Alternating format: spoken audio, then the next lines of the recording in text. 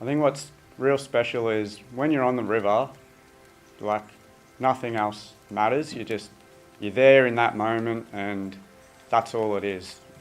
That's pretty much what kayaking is to me. Yeah.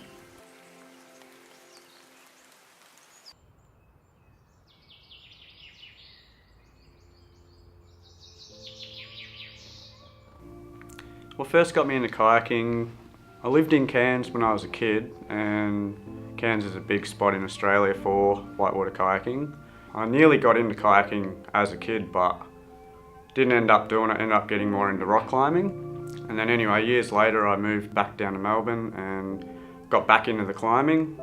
And my climbing partner, he wanted to start up kayaking, so I was looking on YouTube and stuff and watching all the guys going up big waterfalls and things like that.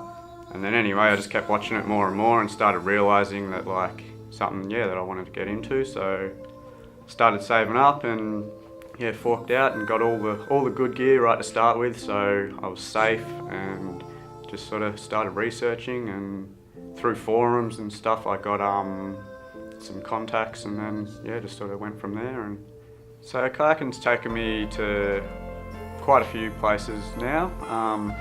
Obviously all around Victoria, and then a bit in New South Wales and a fair bit up North Queensland. Apart from that though, I've been over to Africa, to Uganda on the Nile River,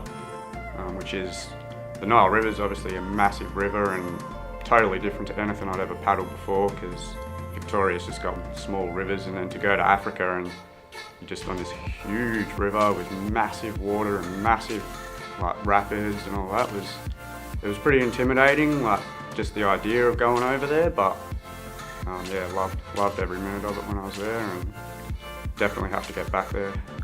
Spent a month in Chile and also I think about 10 days over in Sumatra. Chile was pretty special because I got to hang out with a local guy for the whole time with his crew, and we just travelled basically from Santiago all the way down to Pecan for a while, which Pecan's like a mecca for kayaking. Everyone around the world wants to go to Pecan. Sort of the main reason I really wanted to go to Chile was because there's this real big waterfall, Middle Palgean. It's 23 metres high. The highest I'd ever done before that was about 10 metres, so more than twice the height. And the lead in to the waterfall was quite tricky. You had to seal launch off a rock, land in the water, and then you've got 3 metres before you're going off this massive, massive waterfall. I nailed it perfectly. I don't know if that was skill or luck, but got it done, and I don't think I've ever felt any better than popping up at the bottom of that waterfall, safe, still in my boat. All my mates just cheering on. Yeah, well, kayaking's taught me quite a lot.